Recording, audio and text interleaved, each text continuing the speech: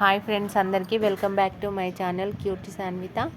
Please support me my channel, please subscribe friends. ఇంకా ఇది ప్రాసెస్లోకి వెళ్తే నేను జీడిపప్పు ఉప్మా ఎలా చేసుకున్నాను చూపెట్టబోతున్నాను. దానికి కావాల్సిన ఇంగ్రీడియంట్స్ అండి: పచ్చిమిర్చి, పుదీనా, టమాటా, ఉల్లిపాయలు, జీడిపప్పు, కొత్తిమీర. స్టవ్ పైన ప్యాన్ పెట్టుకొని ప్యాన్ వేడవనివ్వాలి. అది ప్యాన్ వేడైన తర్వాతకి అందులో నేను 1 టేబుల్ స్పూన్ గీ వేసుకున్నాను. గీ వేసిన తర్వాత అది చాలా వేడైన తర్వాతకి దాంట్లోనే నేను కొన్ని జీడిపప్పు వేసుకొని వేయించబోతున్నాను.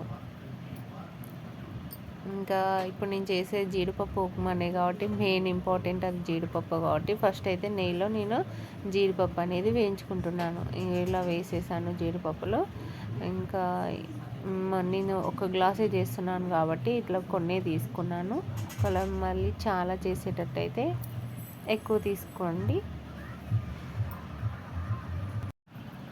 ఇంకా 1 గ్లాసు రవ్వ తీసుకున్నాను నేను.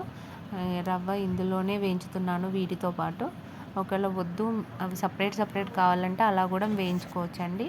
నేనైతే ఈ 2 ఇందులోనే వేయించాను. నాకు ముందు వేయడమే అలవాటు అండి, అందుకని చెప్పేసి దీంతో పాటే వేయించాను. ఇంకా స్టవ్ పైన ప్యాన్ పెట్టి 2 టేబుల్ స్పూన్ ఆయిల్ అయితే వేసుకున్నాను. ఇంకా అందులోనే పోపు దినుసులు వేసుకున్నాను: జీలకర్ర, ఆవాలు. అవి కొంచెం చిటపట అన్న తర్వాతకి నేను పచ్చిమిర్చి వేసుకున్నాను. ఇంకా పచ్చిమిర్చి కూడా మంచిగా వేగనివ్వాలి ఆయిల్లో. అవి బాగా వేగిన తర్వాతకి కొంచెం కలబెడుతూ ఉండాలి మధ్య మధ్యలో. వేగిన తర్వాతకి పుదీనా వేసుకోవాలి. పుదీనా వేసుకున్న తర్వాతకి కరివేపాకు వేసుకున్నాను. ఇంకా ఈ 2 ఆయిల్లో ఫ్రై అవుతూ ఉండాలి. ఇంకా అవి ఫ్రై అయిన తర్వాతకి కట్ చేసి పెట్టుకున్న ఉల్లిపాయ ముక్కలు కూడా ఇందులోనే వేయాలి. ఇంకా వీటిని కూడా ఆయిల్లో మంచిగా గోల్డెన్ రెడ్ కలర్ వచ్చేంత వరకు వేయించుకోవాలి. ఇంకా కొంచెం స్లోగానే టైం పడుతుంది, ఆనియన్స్ కదా. ఇంకా ఇదే వేగిన తర్వాతకి అందులోనే టమాటా ముక్కలు వేయాలి. కొత్తిమీర కూడా ఇంకా లాస్ట్లో మిగిలిపోయింది కదా, అది కూడా వేసాను. వేసిన ఇంగ్రీడియంట్స్ అన్నీ ఆయిల్లో మగ్గనివ్వాలి చాలాసేపు.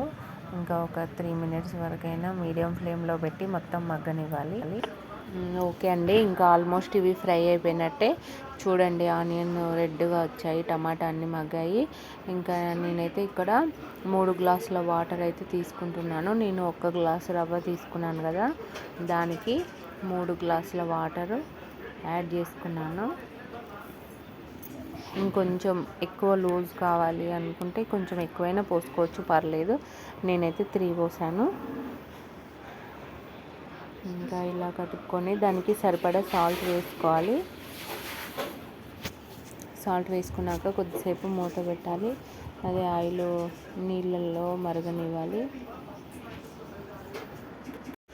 ఇంకా ఇలా ఆయిల్ పైకి తేలొచ్చినాక వాటర్ మరుగుతుంటే అప్పుడు మనం ఇందాక వేయించి పెట్టుకున్న రవ్వ ఉంది కదా, రవ్వ జీడిపప్పు, అది యాడ్ చేసుకోవాలి. ఇట్లా నిదానంగా కలుపుకుంటూ కొంచెం కొంచెం వేసుకోవాలి. ఉండలు కట్టింది అనుకోండి, టేస్ట్ అంత బాగోదు, తింటుంటే లోపల రవ్వనే ఉంటుంది.